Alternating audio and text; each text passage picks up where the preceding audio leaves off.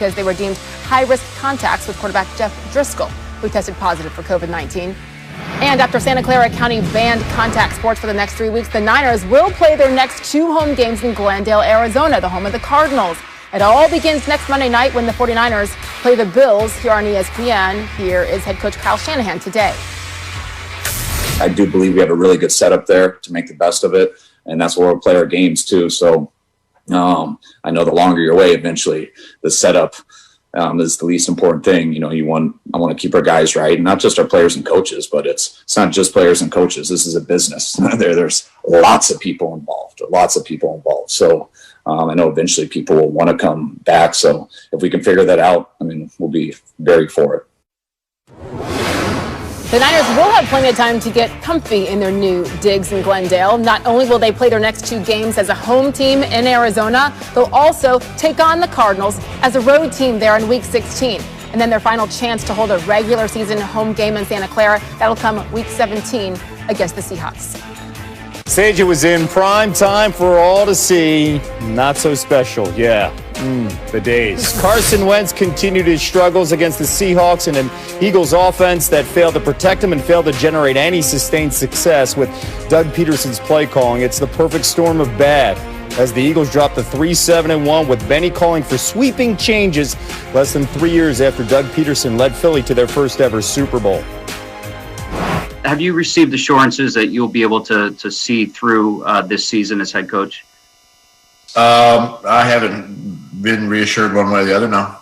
How much pressure are you feeling from the very top of the organization? Our relationship is good.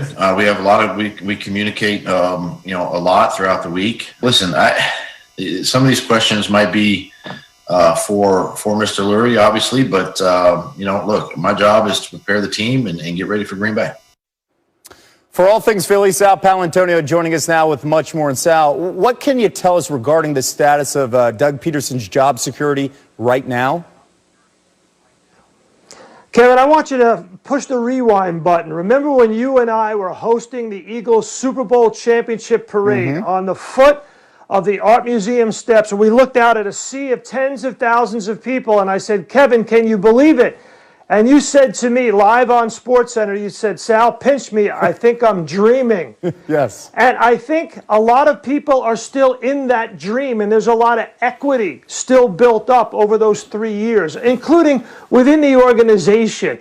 Doug Pederson, what he did for that team and that organization and that owner, Jeffrey Lurie, will never be forgotten. But at the same time, there's a lot of that equity that has been used up this season. And I think it's pretty clear that the owner, by missing the game in Cleveland against the Browns, sent an unmistakable signal, as reported by the Philadelphia Inquirer first, that he's becoming more and more frustrated with the direction of the season and the team. Still, I think it'd be very out of character for Jeffrey Lurie, a very forgiving guy, loyal guy, patient guy, to fire Doug Pederson within this season. But I think, listen, Kevin, if they lose out and they only win 3 games this year, everything has got to be discussed and on the table. You would agree with me on that. Yeah, that is well said, especially when you look at the stretch of games in the next 3, the Packers, Saints, and Cardinals, and then 2 division foes in a division where maybe 1st to 6th wins it all. We won't see that here with this Philadelphia team. Sal Paolantonio with the latest from Philadelphia. I was just trying to make it, I can't explain the emotions. Back to Doncic. Doncic pulls up, 3-pointer. Bang! Bang! It's good! Doncic wins the game at the buzzer! One of the best feelings I ever had. It's just something special, man. This team is something special. We'll never forget that shot, that's for sure. Here's the thing, the Mavericks know what they have to do to contend. Try their best to get past the Lakers, the Clippers, the Nuggets, and the rest of the always loaded Western Conference. They added a good defender in Josh Richardson this offseason and lost a good shooter in Seth Curry. But we all know it's going to come down to Luka. Listen to his numbers from last season. Exactly 28.8 points per game, 9.4 rebounds, 8.8 assists. Plain and simple, Luka Doncic was incredible in just his 2nd season. Remember, he's only 21, but with very high expectations. Every year, I want to be better. That's the goal. For me, like I always say, I want to win the championship. And that's the goal we entered last year. That's the goal we're going to enter this year as a whole group. And, during this pandemic, all this stuff is going to be a different season. Some players might get corona, get sick, not be able to be with the team 10 days. So I think there's going to be a big part on which team is not going to have positive people. And, there's going to be a lot of time together. And I think that's going to be a key. Elsewhere, Pacers guard Victor Oladipo denied today that he wanted to leave the team this offseason. Oladipo, who's in the final year of a 4-year, $84 million contract, only played in 19 games last season as he continued to come back from that ruptured quad tendon. Today, Oladipo asked specifically about those reports that he wanted out of Indy. Listen.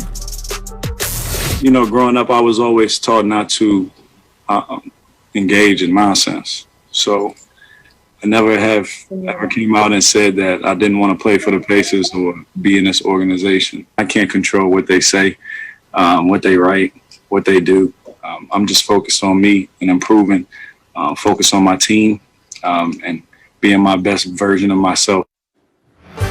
Meantime, the Celtics will be without guard Kemba Walker at least until early January. He was given a stem cell injection in his left knee after last season and put on a 12-week strengthening program. Celtics President Danny Ainge says this year will tell them the long-term implications of that knee injury. Listen to this. I think this next year will tell us a lot more. I think, he saw some specialists over the last, 6 or 8 weeks, and they all came to the same conclusion. And I think that gave him a great peace of mind. Maybe we didn't do him justice by bringing him back too fast into the bubble. I think this has as much to do with the turnaround as anything else. I think if we were starting games in the middle of January, he'd probably be starting right along with us, and I don't even know if we'd be talking about it. It's very similar to what I said when we got to the bubble.